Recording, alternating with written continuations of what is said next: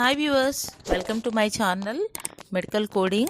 Hope you understand my videos. I'm so happy that many people are watching my video.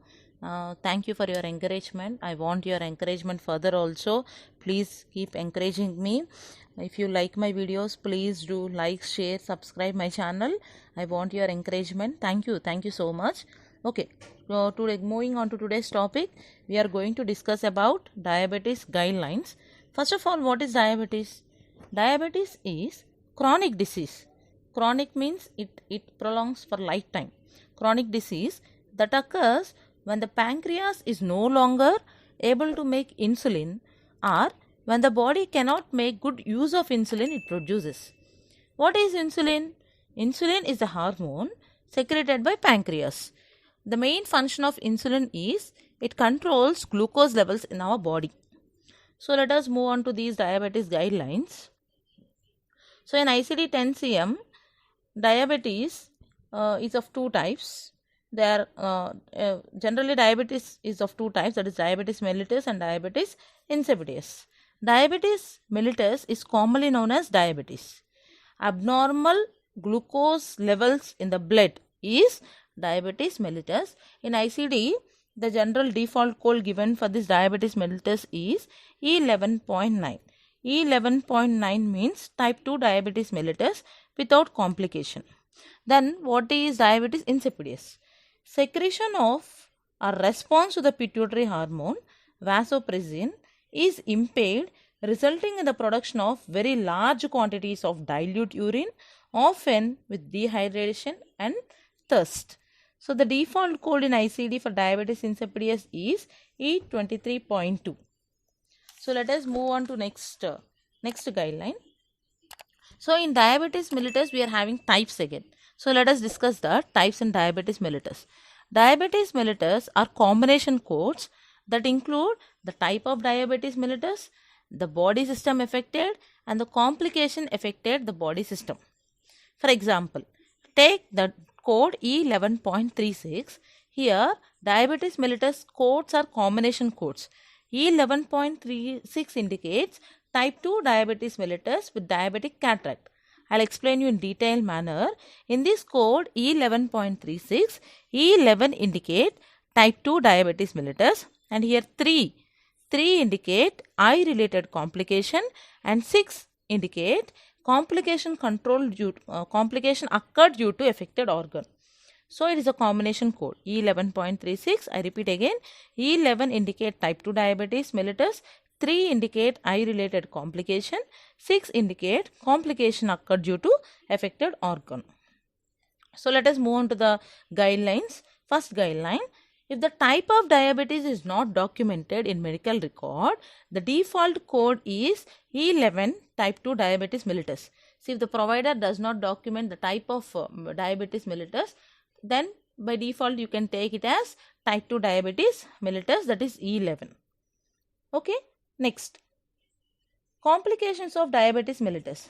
If patient has more complications, then all the complications should be reported. So if the patient comes, diabetes leads to many complications. If the patient comes with many complications, all the complications should be reported. But the first complication is prior. The reason for the visit takes the priority over other complication. For what reason he visited. So that should be coded first over other complication. So let us see one example for this. Patient is seen for uncontrolled diabetes type 2 with hyperglycemia, diabetic nephropathy, and diabetic gastroparesis. So let us explain this. Here the patient has lot of complications of diabetes mellitus. So according to our guideline, we should code all the complications based on the reason for the visit. So the reason for the visit should be given the primary code. So the sequence will be like this. Here the reason for visit is hyperglycemia. So hyperglycemia should be coded first. So the order of the codes, the sequence of codes is as follows: E11.65, E11.21, E11.43, K31.84. Here E11.65 indicates type 2 diabetes mellitus with hyperglycemia. E11.21 indicates type 2 diabetes mellitus with diabetic nephropathy. E11.43 indicate type 2 diabetes mellitus with diabetic autonomic polyneuropathy. K31.84 indicates gastroparesis. So let us move on to next guideline. Diabetes mellitus and the use of insulin and hypoglycemia. If the documentation in medical record does not indicate the type of diabetes but does indicate that the patient uses insulin, then E11 type. See, here it is not documented what type of diabetes. So then we have to take it as type 2 diabetes mellitus. Here the patient is using insulin. So additional code for insulin should be given. An additional code should be assigned from JET 79. So the long-term use of insulin and oral hypoglycemic drug. The patient is using both insulin and oral hypoglycemic drugs, then we have to code JET 79. For suppose, if patient uses both insulin and oral hypoglycemic drugs, then only code for insulin. Patient is using both insulin and also oral hypoglycemic drugs. Then we have to code only for insulin, that is JET 79.4. JET 79.4 should not be assigned if insulin is given temporarily to bring type 2 patient's blood sugar level under control.